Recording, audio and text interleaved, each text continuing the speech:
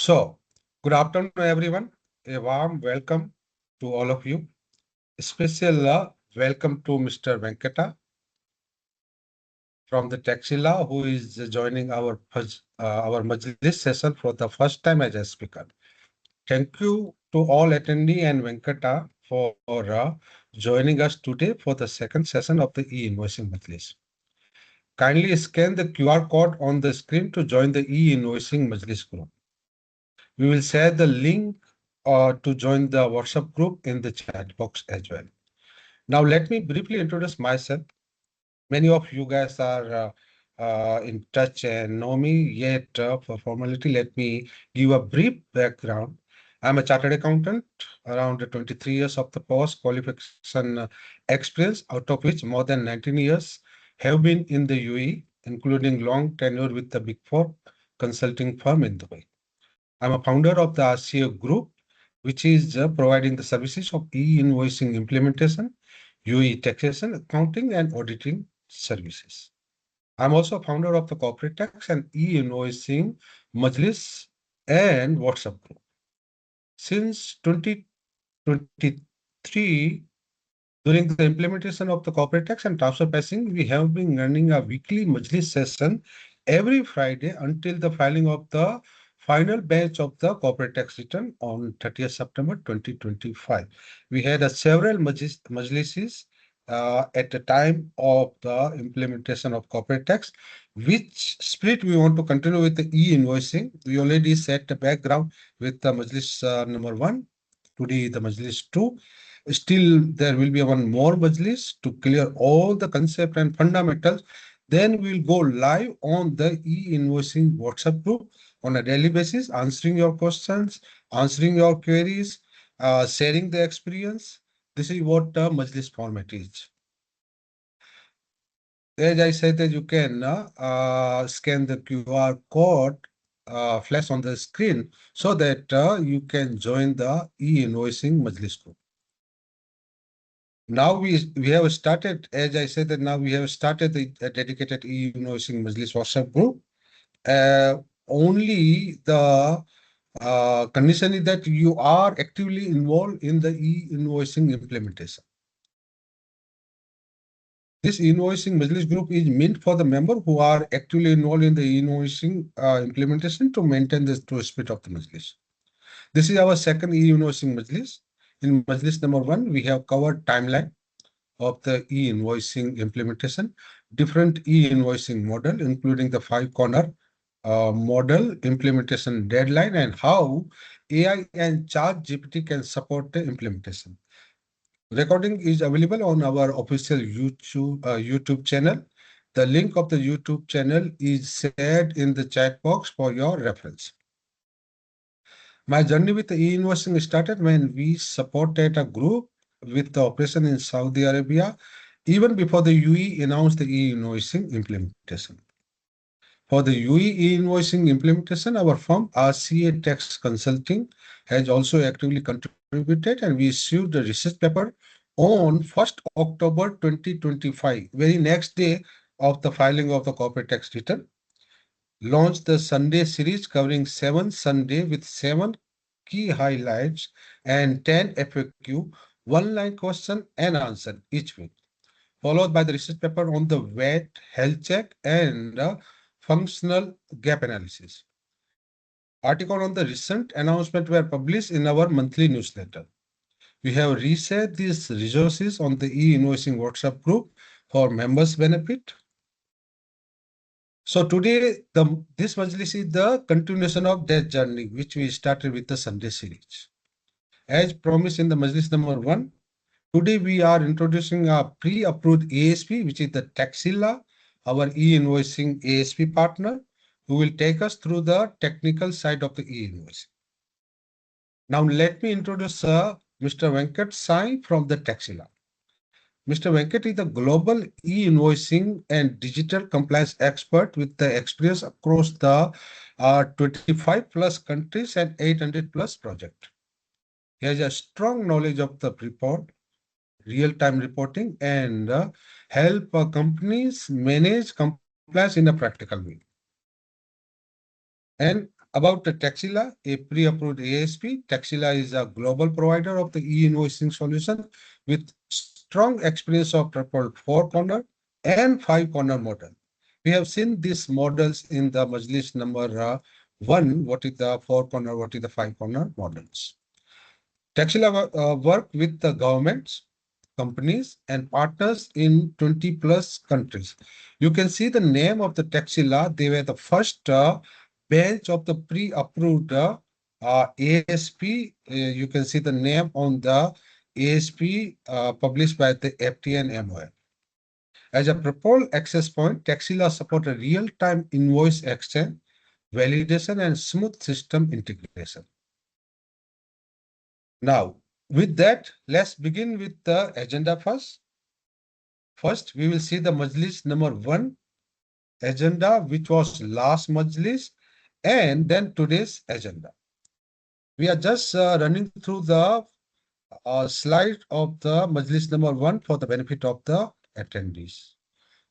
Majlis number one agenda, we alongside the CM Mahendra Kiani, current director of the KPMG Dubai, cover this agenda as placed in this slide and subsequent slide. So we cover the timeline, FAQ, five-corner model, various model and five-corner model, mandatory and voluntary implementation, phase timeline, AI, three agenda related to AI, FAQ. UAE E-Invoicing legislative and regulatory timeline we discuss in the Majlis number one. Various e-invoicing model. This is very important. We should know that what is the post-audit model. At present, UAE businesses are operating under this model, post-audit model, whereby we submit the return and anytime if we are lucky, then FT will send us the notice for the audit. Hybrid five-corner model. Why hybrid? Because it includes a certain factor from the centralized, certain factor from the decentralized model. We will be discussing more on this from the ASP point of view subsequently during the today's Majlis. Mandatory and voluntary implementation, phase timeline, 1st July 2026, pilot program for our selected businesses. Second, on the right side, mandatory implementation phase line timeline number one, more than 50 million revenue. You have to appoint a ASP on or before 31st July 2026. Please don't wait until the 31st July 2026. Otherwise, it will be difficult to get the ASP. We have a very comprehensive, very short list of the ASP. But as a Majlis group member, you are protected since you are connected with us. So we will ensure that everybody get the right ASP at the right time. Then, if you you have to appoint a ASP by 31st July and you have to go live by 1st January 2027. Whosoever is connected with us, we set a deadline 1st October 2026. So 3 months before the mandatory. Why? Because in these 3 months, you can train your team, you can play around. Even if you make a mistake, there will not be a penalty. Any invoice after 1st January 2027 will attract the penalty. So please, all the business leader, I will advise to set the deadline of 1st October 2026. For this purpose, in this April and May, you have to clear the ground to onboard the ASP and start integrating your system.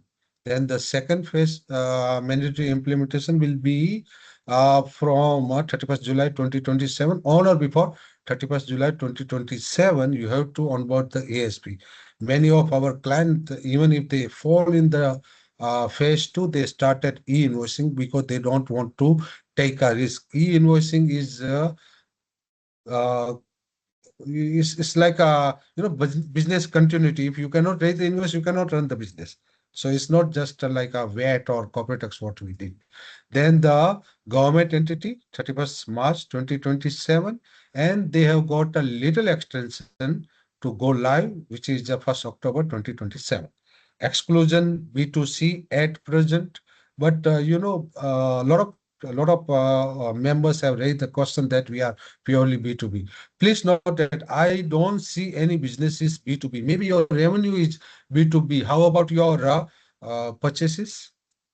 So that way, even a single invoice of the purchases is from B2B, then you have to implement e-invoicing.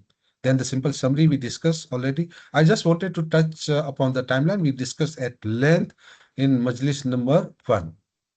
You can watch the recording on the YouTube channel. Now, today's agenda, here you can see e-invoicing key terms explained, FAQ, which will be taken by me.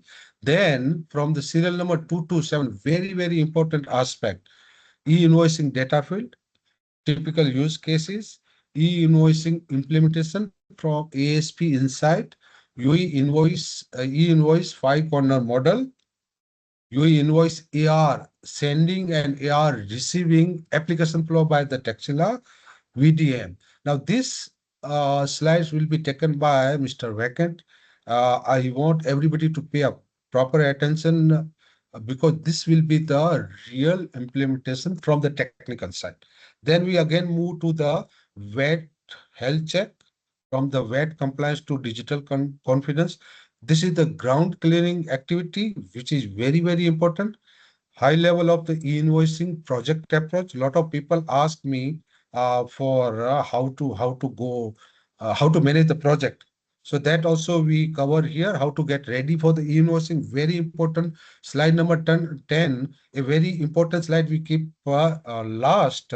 So slide number 20, how to get ready for the e-invoicing will be very, very important. So without wasting much time, let's jump to the today's first agenda, e-invoicing background.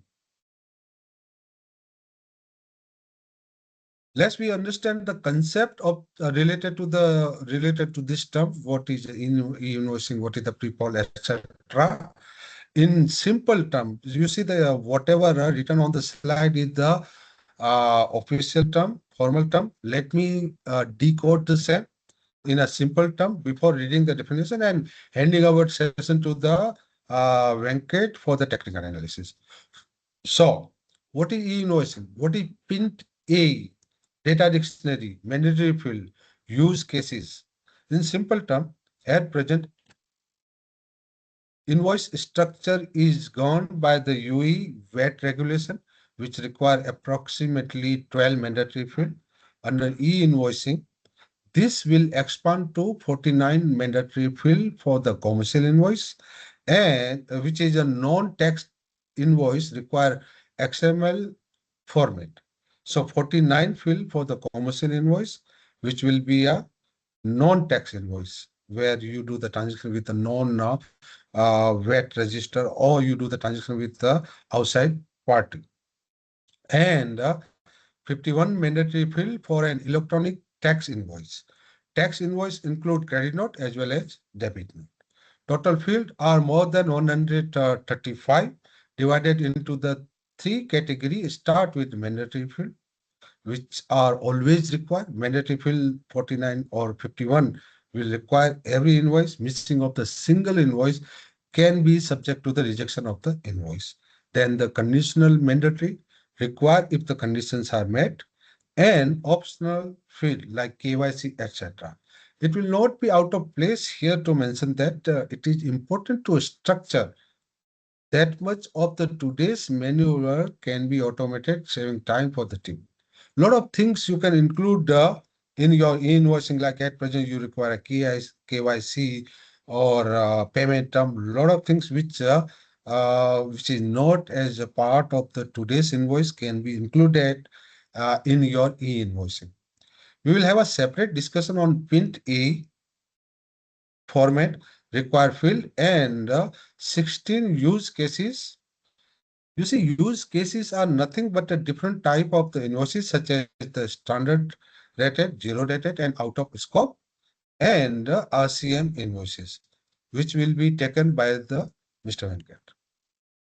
So, based on this background, let's read the formal language of this term. What is the e-invoicing? E-invoice is digital exchange of the invoice between supplier and buyer in a structured format that can be automatically processed by the company's IT system. So a lot of people say PDF is also e-invoice, right? You are not creating, you are not writing by hand. System is great, but it will not be e-invoice. E-invoice require a specific format. Here, they use the word structure format that can be automatically processed by the company's IT system. Unlike the traditional invoices such as PDF, Word files, or scan copy, e-invoices are generated, transmitted, and received in a machine-readable format, for example, XML, as specified by the Ministry of Finance. What is the XML? I think we all know this format by this time since 2 years, but more input we'll get from the Venkata, so I will not be decoding this word. This approach enhance accuracy, ensure compliance, and improve efficiency in the VAT reporting. What is the PREPOL? Pan European Public Procurement Online. PREPOL is an international e-invoicing network and framework that enables secure and standardized electronic exchange of the documents such as invoice between business and government entity. It operates through the five-corner model for us. What is the PINT-A? PREPOL International Invoice. UE extension. So there is a pint, and we have modified the version to suit our industries, our economy, industries, and businesses. Pint A is the UE specific version of the Prepare International Invoice Standard, designed in line with the UE e-invoicing framework. It defines the structure XML format, mandatory field, and business rule required for issuing compliant e-invoices in UAE. It ensures interoperability between the different systems and align with the VAT and regulatory requirement. Let's move to the, I'm going a little faster because they have given me a 15 minutes and I think I already crossed 8 minutes. So I will be a little fast on the second slide. And then we all are waiting for Mr. Venkat to enlighten us on the e-invoicing. What is the structure format of, what is the structure format? XML. The structure format such as XML, extendable markup language. This is nothing but the machine readable language, is a machine readable format used for the e-invoices, unlike PDF or scan document. XML allows system to automatically read, validate, and process invoice data without manual intervention. So now you will not be having a guy sitting in your office sending and receiving the invoice, but all this work will be handled by your system, duly validated by your ASP. What is the data dictionary? Specific data element required in an electronic invoice, detailing their format, permissible value, and relationship. Adhering to the data dictionary is a crucial for the compliance as it standardizes invoice content, facilitating seamless integration with the tax authority and buyer system, ensuring the accuracy of tax invoices. Today, we have a separate slide on this, so I will not be discussing more since it is technical, and let's hear from Mr. Venkat on this. What are mandatory field? Mandatory field are the essential data element that must be included in an e-invoice to ensure legal validity and compliance with the UE VAT and e-invoicing regulation. Missing or incorrect mandatory field may result into the invoice rejection or non-compliance. What is the ASP? By this time, I think we all know what is the ASP. The ASP is an entity approved by the UE authority to facilitate the exchange of the e-invoicing through PREPOL network. Please note that at present we have a list of the pre-approval which eventually will get approved. Now, on this point number 7, I want to add something. Choosing the right ASP will be very crucial. Why? It directly impacts your integration approach, data storage, and overall compliance. Some are offering a very reasonable price. Choosing the right ASP will be a very game changer. A lot of people in and out are reaching out to us that, sir, we want a ASP, and they are giving the list of the name. They may obtain the proposal. Please be careful. As I have mentioned in Majlis number 1, that onboarding ASP is a very crucial decision. Now, this is collaborated with the guideline provided by the MOF. Think the MOF has come up with a separate guideline that for the onboarding and analysis of the ASP, how you can do the analysis for ASP. But as a Majlis group member, your this headache will be taken care by us. We have already did our due diligence since last 2 years, and we will ensure that you get the right ASP who can support you through your e-invoicing implementation. And most important, once you go live, we will provide you all the support. You see, the price alone should not be the right deciding factor. ASP will be involved in each invoice on daily basis. Invoice rejection, cancellation, and self-billing, credit note, reconciliation, etc. will be very crucial. So on a daily basis, if there is any issue, of course, when you have a taxi law, they have a huge experience of the 25 plus countries. I think all the attendees you know because they were the first bench. So they have a huge experience, and we were involved with them that you will not have any issue on a daily basis yet. We are here, they are there, and we will ensure that you get all the support. Along with the implementation, strong groundwork like the data cleaning and proper VAT health check is very important. So it's not all about the ASP. You have to first clear and give a good ground to ASP so that they can implement e-invoicing smoothly. If e-invoicing is not set up correctly, it can create a daily issue like a mismatch in the quantity, missing GRN, or charges identified later, especially in the industry like a shipping. We have many clients from the shipping industry. At the time of agreement, they don't know the charge. Now, subsequently, you know the charges, what will happen. We have planned a separate Majlis industry-wise. It will be very important. We will be sharing our current experience where we are working with a different industry for e-invoicing implementation.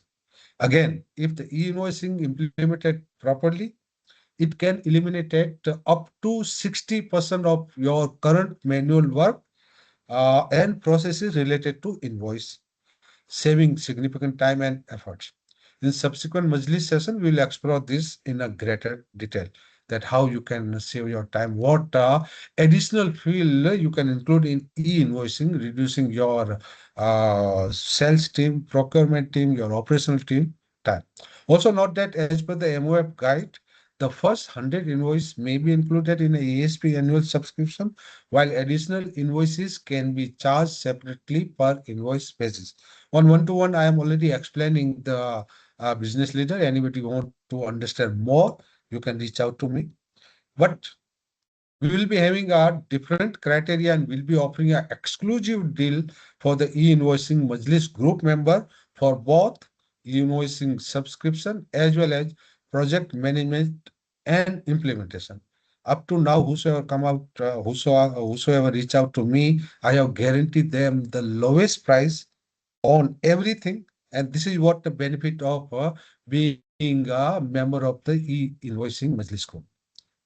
Please note that a domain expert, that is an external consultant or project coordinator, is not only required for the data clearing and VAT health check, but also to support in selecting the right ASP, negotiating terms, and evaluating the key aspect like integration method and data storage to ensure smooth e-invoicing implementation. As per the latest publicly reported figure. There are over 640,000 corporate tax registration requiring e-invoicing implementation.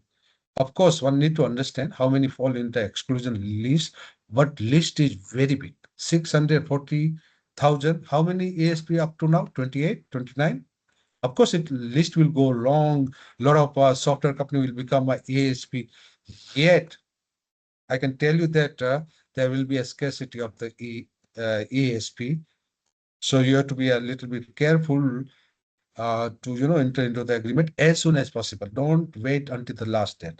This means that all critical decisions such as integration methods, data storage, local and overseas, data mapping, functional, technical gap analysis, VAT compliance and compliance with the data dictionary will be depend on the combined efforts of the internal team, external domain expert like RCA Tax Consulting LLC, having a VAT corporate tax and e-invoicing expertise along with the ASP, right? So time is now, whether you are falling in the phase line 1 or 2 to start the process. Time will be very crucial. Target to go live early for all our, as I mentioned that we mandated the date 1st October 2026, and I will advise all of the attendee to take this magic date as a go live rather than waiting for the 1st January 2027. Now, you see, I used to give one example that, okay, we entered into the agreement ASP and our e-invoicing implementation is over. So I used to give a example of the DEVA. Suppose you want a connection, say water or electricity connection, you contact them, they give the water. So they will give a water line to your villa. But whether that water will reach to your bathroom, which bathtub, this all groundwork you have to do before going live. Otherwise, your water will end up in a bedroom, not the bathroom. So that's very important to clear your system. A lot of people have a list of the receivable, payable. The same person is sitting in a receivable list, same person is sitting in a payable list. A lot of backload from the software company created in the system. Those all need to be clear before onboarding of ASP. So with this, I will pause my presentation and hand over session to Mr. Venkat to take it forward. Thank you so much. Over to you, Venkat. Thank you very much, Nishant, for the kind introduction and invitation to Majlis Group on e-invoicing. Good to see active participations from everyone. I can see a few questions already in the chat, everything good. So we'll talk in detail about e-invoicing, uh, technically what we need to do. So Nishant has given much information, what is PayPal, what is ASP's role, what is consulting role. So now we will look at the implementation point of view. See, every firm is going to have an ERP. So one ERP or multiple ERPs, whatever it is. So first we need to make sure whether our ERP is capable to generate PIN TAE XML or not, which is mandatorily required. That PIN TAE XML comes up with own set of structured format. So PDF is not going to be let's say e-invoice. PDF is also a system generated, but it's not e-invoice. As Nishad mentioned, e-invoice is nothing but what machine can read easily, which is PIN-TAE XML. What we need to submit to FTA is going to be PIN-TAE XML. If we submit data in PDF format or any other file format other than PIN-TAE XML, that is not going to be accepted by FTA. Now, coming to PIN-TAE XML, it has certain set of fixed fields, mandatory, condition mandatory, and optional fields. Every company has to make sure whether all these mandatory fields are available in the ERP or not. Whether you are using ERP, if you do have a manual process, whether you have capturing all this information or not. Most of the companies are capturing all these 50 mandatory fields.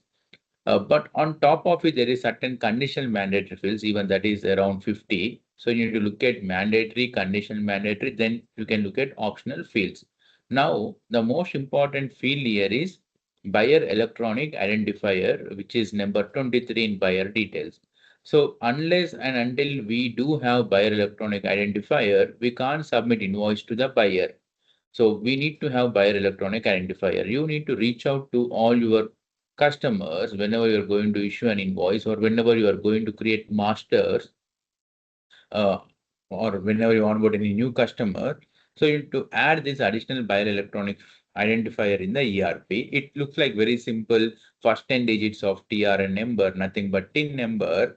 But where it complex it becomes when you have a group VAT ID. Now, what is happening in real scenarios, if you are having a group VAT ID, the major challenge is going to be if seller is issuing invoice to the buyer, simply putting their group VAT ID number, but group validity number is not the first 10 digits of group validity number is not buyer electronic identifier. Buyer electronic identifier is within that group company, there will be suspended VAT TRNs. Within that suspended TRN, whatever entity you are invoicing, that first 10 digits plays major role. So you need to go back to your customers, get this information at the same time to all your suppliers, you need to provide this information. So first 10 digits of TRN number is going to be the TIN number. So rest all document details, tax breakdown, it's all not too much complication things involved there. It's all going to be easy. But most important point here is 15 highlighted fields here in this metadata, which are newly introduced in UAE PINT, which are not at all there in the UAE VAT law. But no need to worry, these fields are much easy. It can be easily added. So one of the field here is fifth field invoice transaction type code. 380 is for commercial invoice. 381 is for credit note. There is self-billing, some other number is there. So you need to 388, whatever. So you need to make sure that invoice type code field is added and that invoice type code has certain lookup values. We can't pass on our own information there. You need to pick and choose from those lookups what invoice you are generating, and only those invoices need to be exchanged in the e-invoicing. Okay. Can we move to next slide?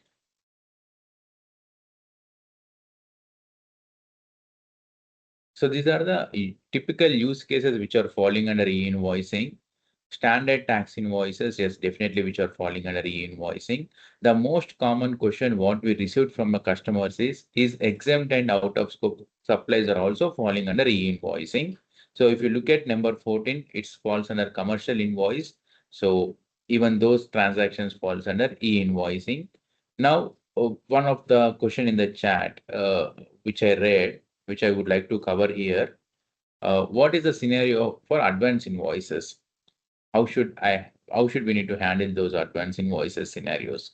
So coming to advance invoices, frankly speaking, in UAE, there is no such concept of advance invoice like how it's there in Saudi. Saudi, there is a typical invoice type code for prepayment invoice, they call it as. Against prepayment invoice, they will generate tax invoice. Both are linked. But here in UAE, if you are generating an advance invoice, it means there is no advance invoice concept. You need to generate tax invoice for that advance invoice. So you will call that invoice as tax invoice, and you're going to generate advance invoice or whatever. In description, you may put it as advance or whatever. Second thing, when you can generate one more invoice against that advance invoice. So when you are generating the second invoice, few additional information becomes mandatory. So first information is paid amount. What is the amount you collected against that particular advance invoice? Second one is preceding invoice number. It means against which invoice you are generating. So what is that advance invoice number? So just for bookkeeping or recording purpose, these two details are going to be mandatory. But still there is a bit of ambiguity here. What is that ambiguity is paid amount is always after invoice total with tax. So if we do proper calculations and logic, we are paying twice tax to the FTA. It's additional burden to the supplier. So what we recommend tax, so we put that questions to ministry. We are waiting answer for them. So paid amount, we are requesting ministry to consider paid amount twice, paid amount without tax and paid amount with tax, so that it will be very clear what exactly the tax revenue and what is going to the invoice value without tax. So that's what we requested ministry to provide, but they did not consider it all. We are still waiting answer for them from them. as we have every week meetings with all ASPs will have meeting, we put this burning question to ministry. And second thing is what we recommend to the taxpayer if there is no answer from ministry, avoid issuing a tax advance invoice, issue a tax invoice.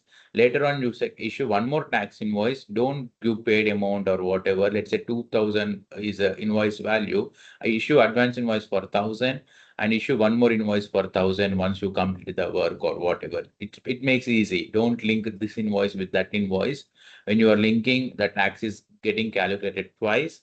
If there is any answer from ministry, yeah, definitely we are going to give this provision to you. But if there is no answer, still, if there is an ambiguity after a couple of months, then we need to see how we can handle it. But that's the thing about advance invoices.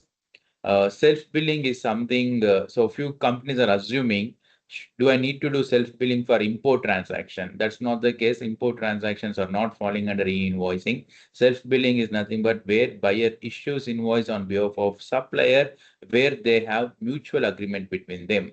It's only domestic self-billing majorly. It's not going to be an import. Similarly, B2C invoices also e-invoicing is not applicable. As Nishan mentioned earlier, we do entire sales B2C. I don't have any B2B sales. Still, I need to be on the e-invoicing means yes, you need to be on the e-invoicing network. And one more is e-commerce. If you are doing any sales via e-commerce, that need to be identified as a special use case, which is supplied through e-commerce.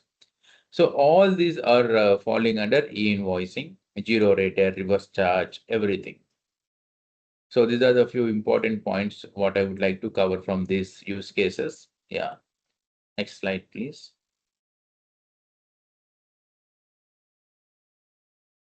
So what are the implementation insights if you ask players like us who implemented e-invoicing in multi-country?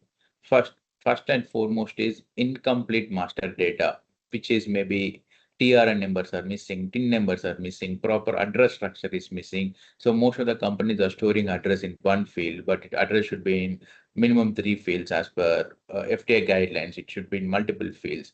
So those kind of cleaning up the data or adding the additional fields and all that going to be a challenge. So that is first challenge majorly. Second thing is rounding of the tax amount. So it's only two decimals what FTA is going to accept. Now, if you're rounding off for 5 decimals or 7 decimals, changing that in the ERP is going to be a very tough task to any firm. So what we are doing here is if you are doing those calculations as per FTA guidelines, well and good. If you don't do calculations as per FTA guidelines, players like Taxilla, we do tax computation. We do we calculate everything. All what we need is unit price per unit. What is the price? What is the quantity? And whether it's a standard rate or zero rate. We do entire calculations on behalf of you. We'll exchange that invoice in the e-invoicing network. If any discounts or additional charges, that is something you can provide it in the input. Everything will be calculated by us. So the tax calculations are going to be very, very challenging. Even in Saudi, we saw many companies fail to do these calculations as per the guidelines. Any mismatches lead to invoice rejection. If something is not matching, invoices are going to be rejected by the ministry. That is again going to be a tough job for any firm. So you need to make sure the data what you are sending to ASP corner 2 is absolutely correct. However, corner 2s are going to do pre-validation of data. If data is accurate, they are going to exchange. But however, you don't depend on C2s. Make sure whatever coming out from your system is accurate. Now, the major challenge is I submitted an invoice to the buyer. A buyer rejected the invoice, maybe goods not delivered or whatever buyer is the rejection and accept is not going to happen in the e-invoice network, but buyer is not paying against that invoice or else seller found some mistake before even buyer identified that mistake. How should that can be resolved? Can I simply edit invoice PDF or can I simply edit that PIN.TIE XML? Means no, that's not the right way.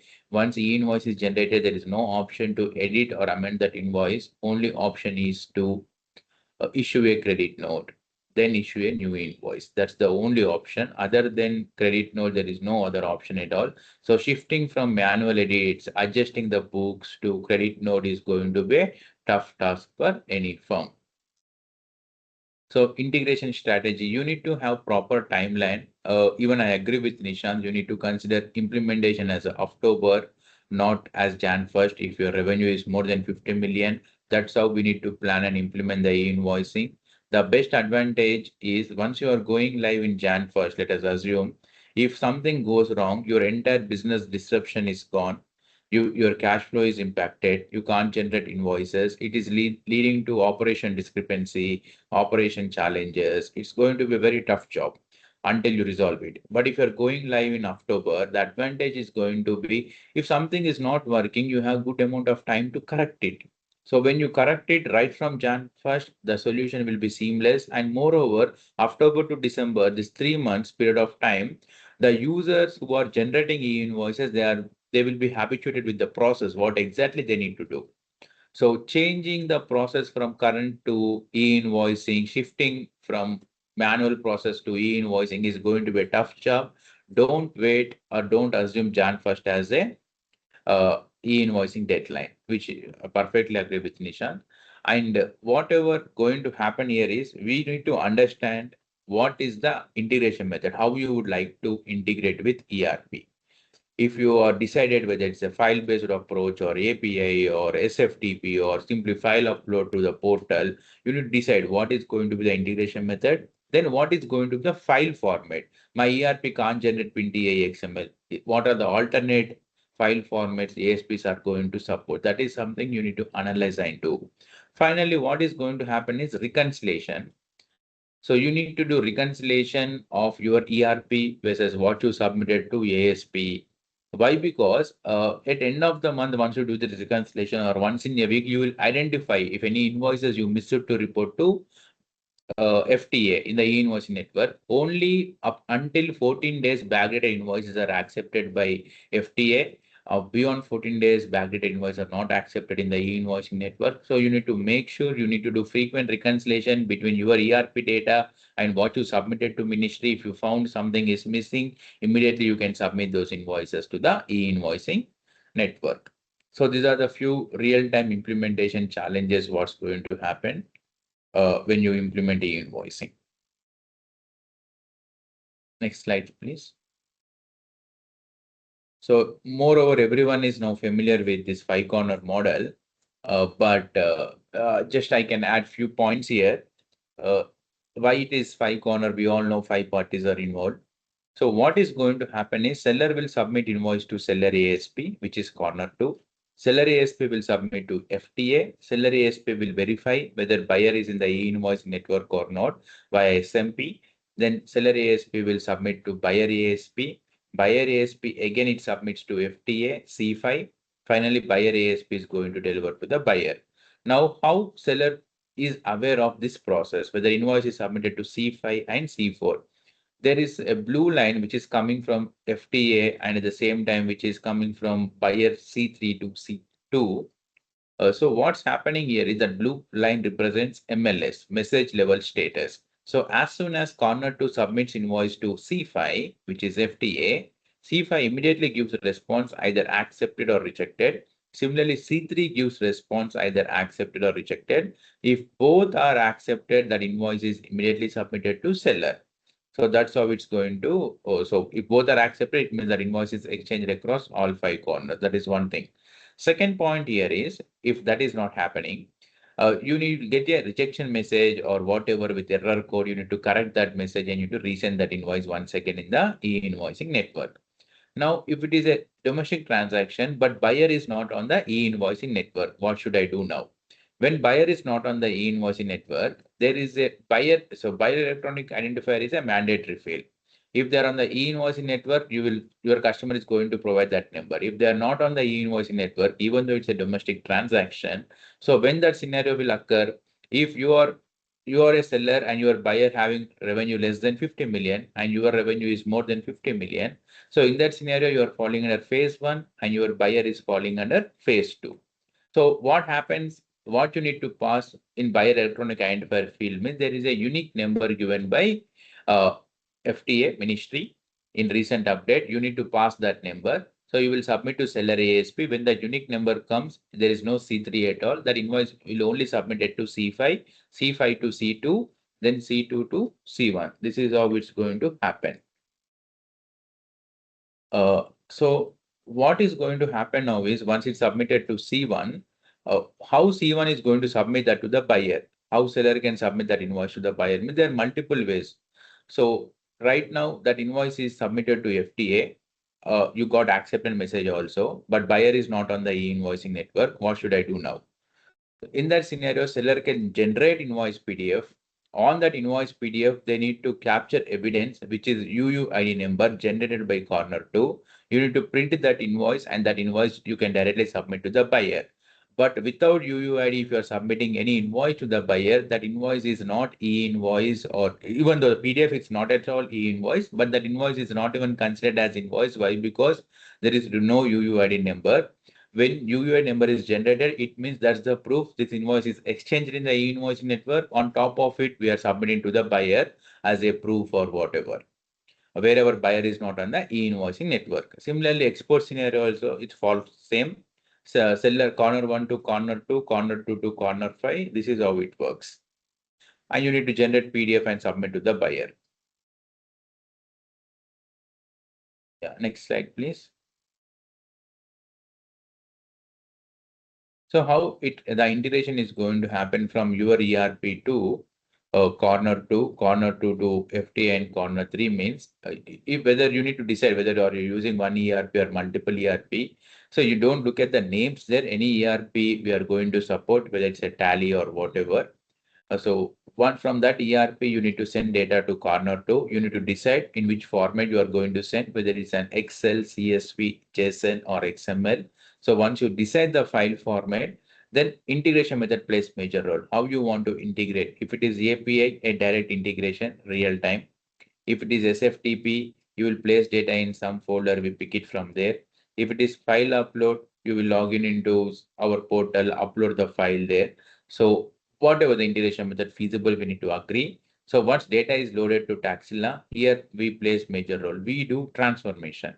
So we enrich your data into PIN-TAU format and we exchange in the e-invoicing network. So the advantage of Taxila here is we never ask customers to provide data as per our format. You can provide data in your own format itself. Either it can be Excel, CSV, JSON, or XML.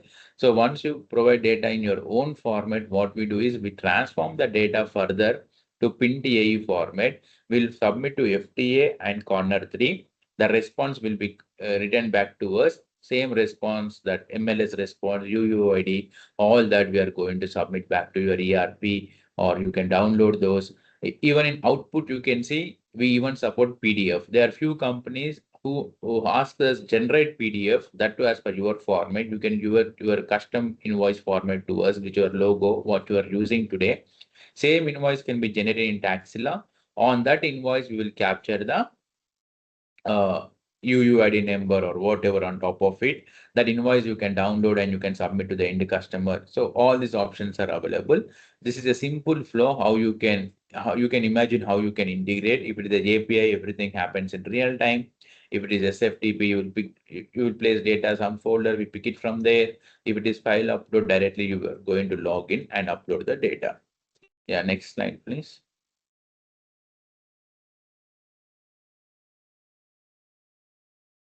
Nishant, can you move to next slide?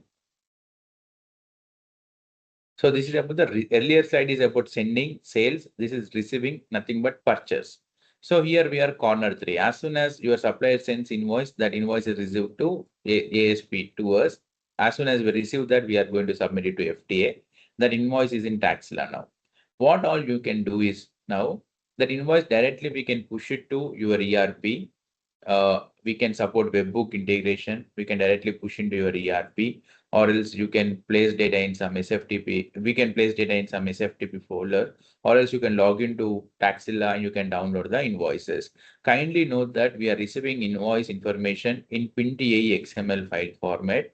But when Taxila receives that invoice, if you want us to enrich that data to some other file format which finance user easily understand, maybe Excel, PDF, or any other file format, we can transform that data and we can push it back to your ERP, or you can download and you can import it, or SFTP. So multiple options are available.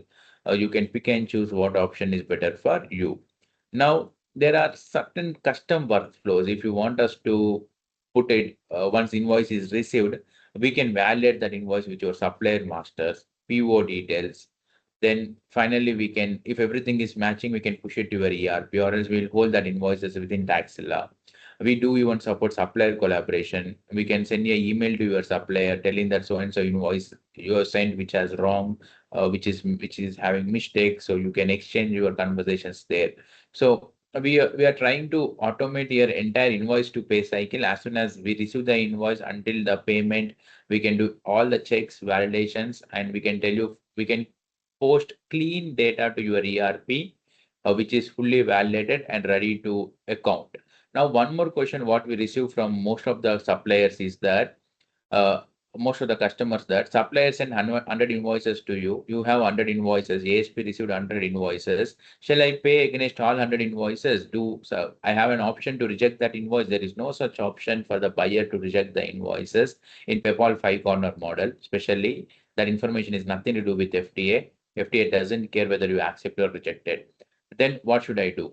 See, out of 100 invoices, if you feel 70 are accurate invoices, 30 are having some kind of errors or fake invoices, you can account only 70. So if you are accounting only 70 invoices, you can only claim input tax for those 70 invoices. Whatever invoices you are accounting, that's going to be major role for e-invoicing. You don't need to worry about rest all invoices.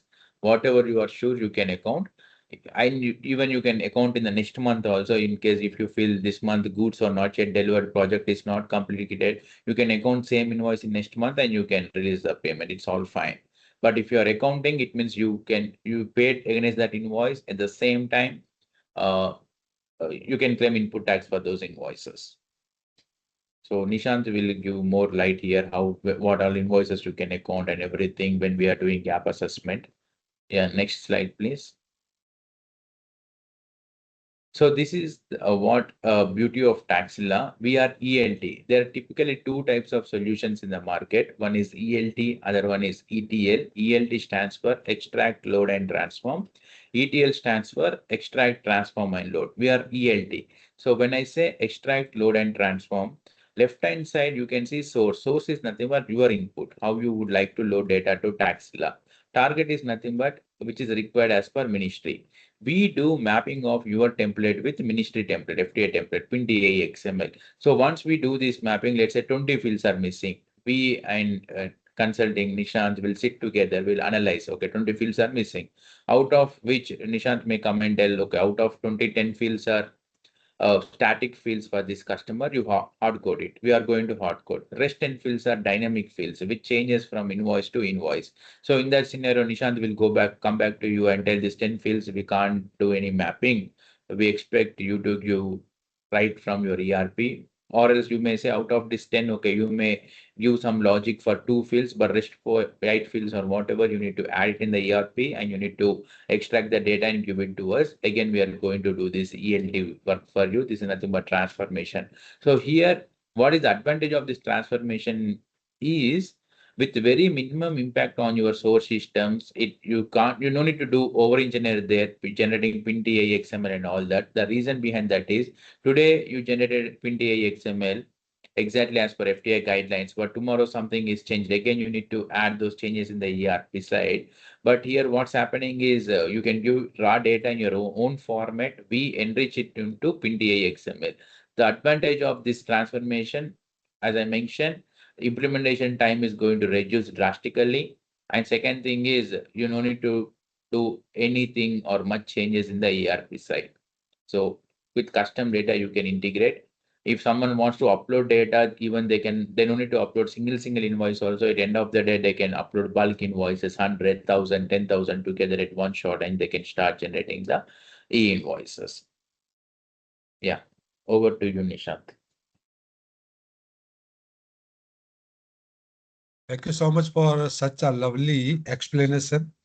Though technical, but I'm sure that with the background, whatever we did in last Majlis and whatever research paper we shared, with along with guidelines given by the MOF, I think everybody were able to understand. Now, before I start VAT health check, I think, Venkat, it will be a good, I think 2, 3 questions are there. If you can address, like first question is how the gold bullion company will raise the invoice. Venkat? Gold Bullion's company is a B2C transaction or it's a B2B transaction? If it is a B2B, it should be via e-invoicing only. They need to submit to corner to FTA. So Okay. that's the process. Then the next question, can we change the ASP once appointed? If so, what is the process? So let's first appoint the ASP and then we will think about changing. But yes, it is possible. I will explain more. Before that, let's take the input from the ASP. So Venkat, if you can add. See, you will log into Emira Tax Portal. You will see section named as e-invoicing. You will see list of ASPs there. So once you click on any ASP, you will be seeing option called onboard. So once you onboard that customer, sorry, that ASP, then you want to deboard that ASP again in Emira Tax Portal against that ASP name. You will see an option called deboard. You can deboard that ASP and you can onboard one more ASP. It's all in taxpayer hand. No need to depend on anyone, but when you are deboarding, you need to inform to the current ASP what is the reason why are you going to deboard or whatever, any commercial agreements with them, you need to close those commercial agreements, then you can select anyone else. It's up to you.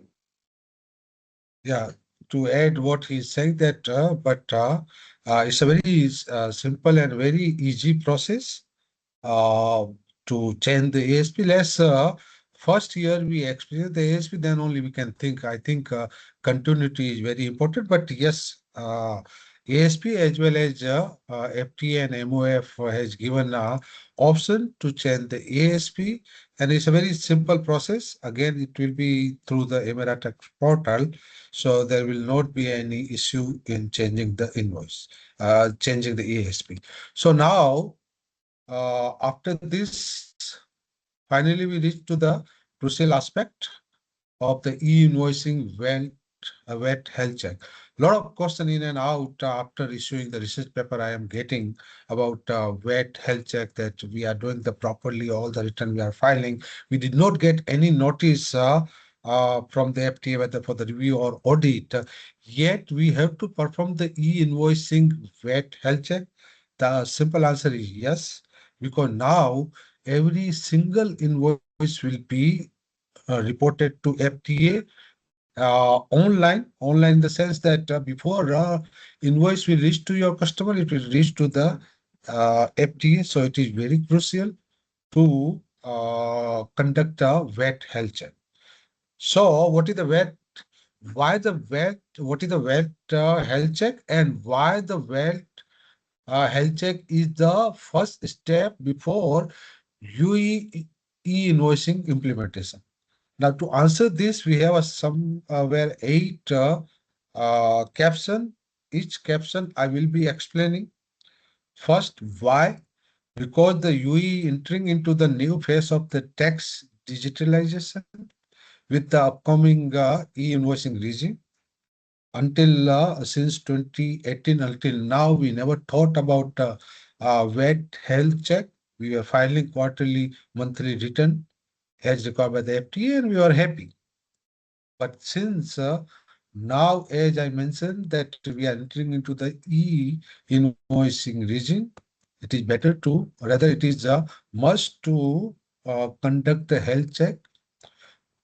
See, while businesses are focusing on the system upgrade, ASP onboarding and technical readiness, one fundamental question often goes unchecked. Many people, they have not think until unless they are in the contact with the good consultant, they have not thought about the VAT health check. VAT health check is your VAT foundation, and this will ensure your smooth implementation of the e-invoicing. Before moving into the structured digital reporting, every UE entity should conduct the comprehensive VAT health check. E-invoicing does not correct a VAT error, rather it exposes them instantly, right? As I mentioned that every single invoice will be reaching to the FTA, and that is why whatever we are doing, file invoice submitted for a quarter will not be the process going forward. So now the second question, what is the VAT health check? Here you can see the point number one, what is the VAT health check and what we cover under the VAT health check. A VAT health check is an independent structured review of the company's VAT processes, record, calculation, and compliance framework under UE VAT law. So what we do, it examines whether your VAT life cycle from the transaction to reporting is aligned with the federal uh, decree law number 8 of 2017 related cabinet decision and FTA guidelines, right? This is what we do. So ultimately aligning your VAT life cycle with the pronouncement of the FTA and MOF. So think of it, a diagnosis scan before shifting to the real-time digital reporting. Second, why VAT health check is critical before e-invoicing? Under the traditional VAT compliance, error might surface during the future FTA audit or a voluntary disclosure or a reconciliation review or annual financial review. However, under the e-invoicing, invoices data flow in a structured format, validation rules apply automatically, mismatches are immediately visible. Error cannot be adjusted, right? You cannot, once the e-invoicing is issued, then you cannot adjust the error. But in current post-audit model, you can still modify, adjust everything, whatever you want to do with your current invoice, you can do. If your VAT treatment is incorrect today, e-invoicing will amplify the issue tomorrow. So by now, we must have understood the implementation and importance of the VAT health check. So let's check all 8 points one by one. First point, number one, what we cover in our VAT health check is all depend upon the sector, industry, group, and company. Some important aspect like registration and compliance framework of the VAT, accounting record and documentation review, output and input VAT testing, VAT return deep review, sector and scheme evaluation, audit readiness assessment, etc. This is what major area we cover in the VAT. Of course, in detail when we like it's depend upon the sector and company and group, but those area will be critical for the smooth implementation for the of the e-invoicing. Now let's move to the point number two. You can see the point number two on the slide. So what are the typical VAT error identified during the health check? Up to now, we conducted several health check and we can give you the brief list of the error identified during the our VAT health check. One is the incorrect zero rating of the local suppliers, incomplete local supplies, incomplete. There are some questions. Okay, incomplete tax invoices, missing important document, incorrect reverse charge application, input VAT claim on non-compliance invoices, mismatch between the VAT return and financial account, weak reconciliation between receivable and payable and VAT record, right? As I mentioned that many a time the customers are sitting in your supplier list or the supplier is sitting in your customer list due to the debit or credit balance. This all will create a problem in smooth implementation of the e-invoicing. What else? Anyone found any other error while internal review of your record? Or if you are lucky and you got the audit, please share your experience in the chat box, whether you found any other error other than what I mentioned now. In a digital reporting environment, please issue will not remain hidden. Therefore, point number three, the e-invoicing reality, why VAT must be clean first. Anybody?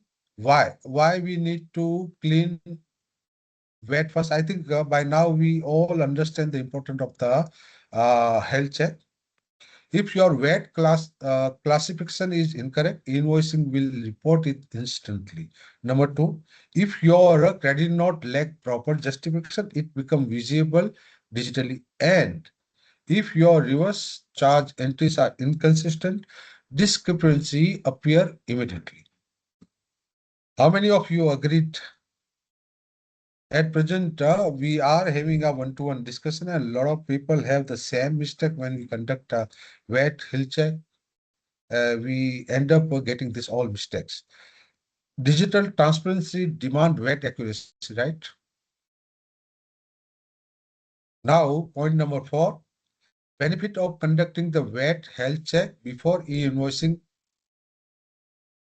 The benefits are unlimited, like FTA penalties, FTA audit, reduce the e-invoicing implementation risk, right? We are planning to spend a lot of money to implement e-invoicing, and if it is not implemented properly, we will end up facing the penalties as prescribed in decision by the MOF. Also important of the VAT health check required due to the changing VAT regulation and external factors such as the regulatory updates, cabinet decision, FTA clarification, and global trade development also impact the VAT treatment, right? Recently, UAE exit OPEC. So all the external environment, at the same time, FTA, you know that every month, every week, they are coming up with a new regulation. So if it is not aligned with your current process, it may create a problem. Now let's move to the point number six, the VAT lifecycle approach. This is the very important as e-invoicing will digitally integrate many of the stages right from the transaction to return filing, reconciliation and audit preparedness. And if one link is weak, the entire compliance chain can be affected, right? Final point, finally, the point number seven and eight, both are very concluding and very important. Now we will be in a better position to understand the risk of skipping the VAT health check as correcting VAT issue post e-invoicing significantly more expensive than fixing them beforehand.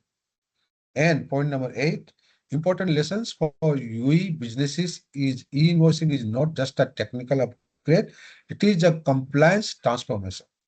Businesses invest heavily in the system but often miss the VAT validation. We need to remember that technology cannot fix the wrong tax treatment. Therefore, rightly said, e-invoicing implementation without a prior health check is like building a digital structure on an unstable compliance foundation. In the digital tax era, compliance and technology must move together. Now, I know you might be having many questions related to the VAT. We can discuss more on this e-invoicing WhatsApp group as well. If you have more question on the VAT or you are facing some internal review problem, you can put the questions on the e-invoicing WhatsApp group and one-to-one or in the group, we will be answering the same. In the interest of time, let's move to the another very crucial aspect, which is a high-level e-invoicing project approach. A lot of people on a one-to-one basis, they come up and they ask me to cover this aspect. We will be covering more in the Majlis number 3, but here we are touching upon or we are giving the start to how to manage the entire e-invoicing implementation from the project point of view. So here you can see phase journey for e-invoicing implementation. Phase 1, impact assessment, functional and technical. We have already issued the research paper on both the caption. Phase 2, implementation. And phase 3, very important, which is the operation. So what all this phase and what we do under this phase or how we manage the project as our, let's decode all three phases. Phase 1, impact assessment. First is the functional gap analysis framework. As I said that on 8 February 2026, we issued the research paper on the functional gap analysis. Subsequently, we will be sharing the same in the WhatsApp group. But let's discuss in brief. Before you appoint a ASP, first check your system, process, and VAT practices align with the system, whether it is ERP or POS or manual, to avoid the invoice rejection and last minute issue. Also, make sure roles are clear, processes processes are followed, and your team understand the e-invoicing basic, because the weak governance is something no ASP can fix. A lot of people have a understanding that only finance department will require to know the processes under the e-invoicing. Please note that not only finance department, every single department and division of your business should understand what is the e-invoicing, irrespective whether it's a procurement. It start from your receptionist who used to accept the input invoices. From there until the everyone should be aware that what is this e-invoicing regime and how to operate under this new regime. Now, let's move to the technical gap analysis. First, understand your ERP, billing and front end system, and map how your e-invoicing data actually flow across the cell. Now here, one I would like to share one company where they had a combined POS to accept the money. That create a huge problem in e-invoicing, because here you don't know where to book your invoices under the VAT. All method, you had a time and you were able to do that. All these issues need to be fixed before you implement the e-invoicing. So, and then review the data mapping and identify any system or technology gap through the initial technical check. Update your existing ERP, such as the revenue cycle, purchase cycle, ER, AP database, review data dictionary, mapping structure, identify system and technology gap, and coordinate with your ERP provider and consultant to fix them before integration. So here, your ERP provider as well as your external consultant like us will work together and make sure that your data, your ground is ready to integrate with the e-invoicing platform provided by the ASP. Functional and technical gate analysis is important before integration. On the lighter note, as I mentioned before also, that if you start onboarding the ASP first, and ASP consider the DEVA for the water connection, but you are not fix the pipeline, then your water may end up in the bedroom rather than the bathroom. In a simple way, on a lighter note. Before you connect or integrate with the ASP, you need to fix all the problem, come up with the functional or technical analysis. Now, phase two, implementation. Implementation is where things get real. You select the right vendor, which is the ASP, set up your system, map your data, and test everything end to end, make sure invoices flow smoothly. And just like a soft launch, you validate, train your team, fix issue during the user acceptance testing, and closely monitor performance after go live, while managing the changes across the process and people. So now, in interest of the time, I will quickly move to the phase number 3, operations. Phase 3 is all about keeping things running smoothly, handling errors and rejection, doing VAT check, and regularly monitoring the system. At the same time, keep training your team, stay updated with the regulation, and keep improving your process as you go. Finally, let's see how does it work on the next slide. Now we discussed the phase 1, phase 2, phase 3, functional, technical analysis, technical gap analysis. This slide, the next slide, will give you understanding how does it work.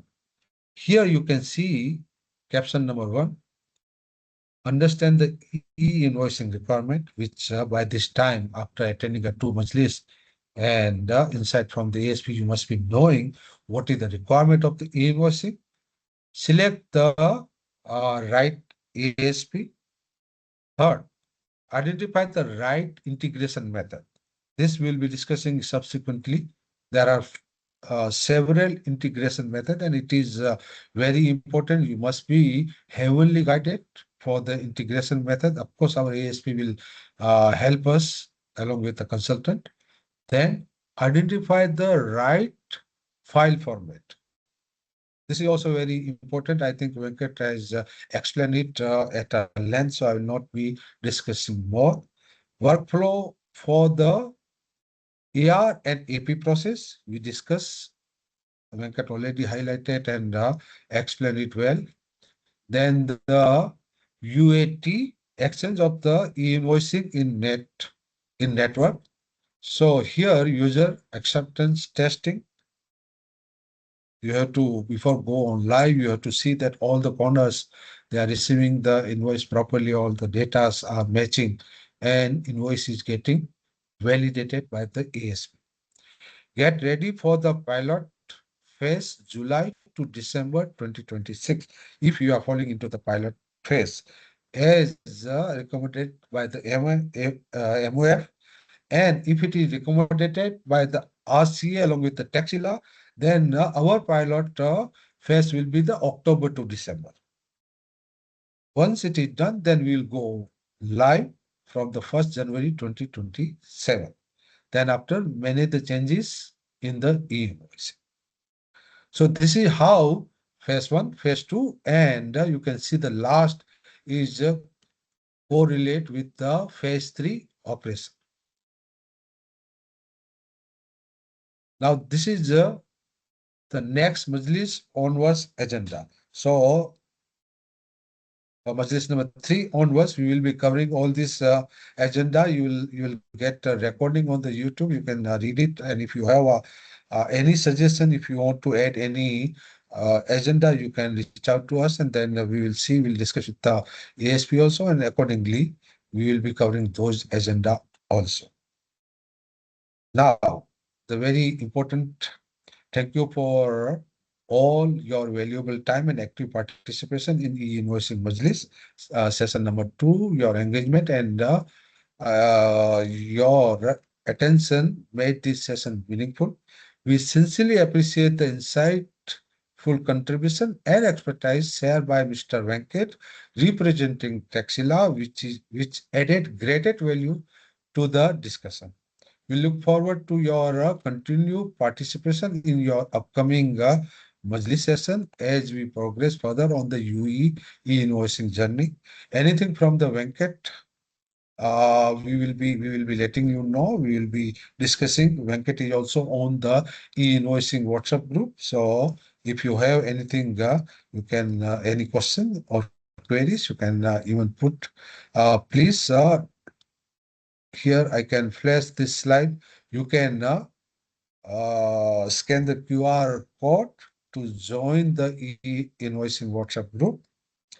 Have a good day and weekend ahead. Thank you so much. Thank you, everyone.